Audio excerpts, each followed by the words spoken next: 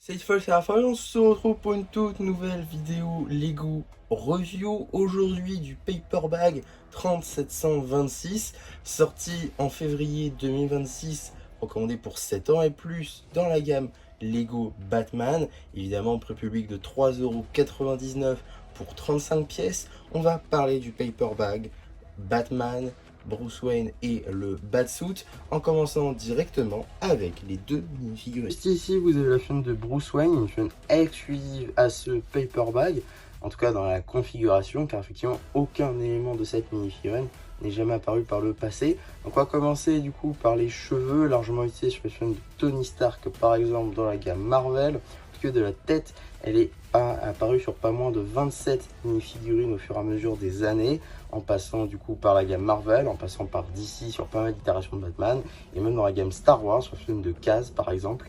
Donc loin d'être une nouveauté. On enchaîne également avec le torse, lui présent sur seulement 5 mini-figurines différentes, surtout du Harry Potter pour tout ce qui va être ministère de la magie. Et du coup ici utilisé sur la chaîne de Bruce Wayne. Et pour ce qui va être des gens, il y a zéro topographie, donc rien de nouveau à ce niveau là. On traque quand même les topographies à l'arrière du torse ainsi que la seconde expression faciale. Ici vous avez la chaîne du Bat Costume, une chaîne exclusive à ce Paper Bag là encore, normalement dans sa configuration, car effectivement tous les éléments ont déjà été vus par le passé. On commence tout d'abord avec le moule du masque, la pièce qui est le moins nouvelle. Effectivement, une pièce qui est déjà apparue depuis quelques années, depuis au moins 2023 si je dis pas de bêtises. Donc c'est pas très nouveau. La tête, elle, en bleu transparent, pareil, pas très nouveau, déjà apparu dans pas mal de sets. La cape rigide, elle, est aussi assez nouvelle, assez récente, mais commence à être un peu partout dans la gamme Batman notamment, donc pas très exclusif non plus. Le torse, lui, est la réelle nouveauté, apparu seulement sur 4 mini-figurines au fur et à mesure des années, et c'est notamment le costume qui est utilisé dans le jeu Lego Batman, l'héritage du Chevalier Noir, parce que des gens, pas de topographie, donc rien de nouveau à ce niveau-là. À noter également qu'on peut aussi intervertir la tête bleue transparente avec la tête du Batman, du Bruce Wayne, pardon, pour avoir Batman au complet. Et avec la tête de Bruce Wayne, cette figurine-là serait apparue uniquement dans le logo Batman à 70 €.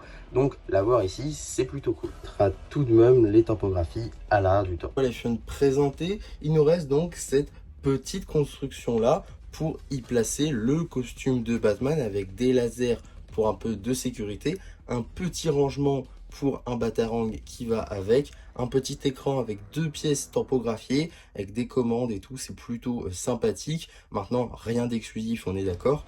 Sur la base, on va être sur une plate 2x6 en noir, jonchée de teal pour pouvoir y placer la mini-figurine.